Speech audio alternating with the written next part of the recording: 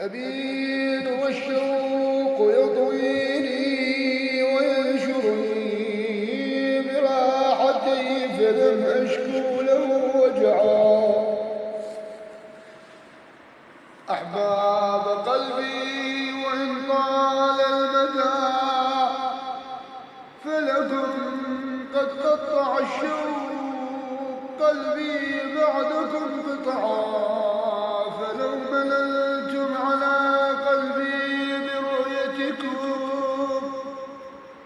لكان أحسن شيء منكم وقعا. لا تحسبوا أنني في الغير منشغل إن الفؤاد لحب الغير ما وقعا.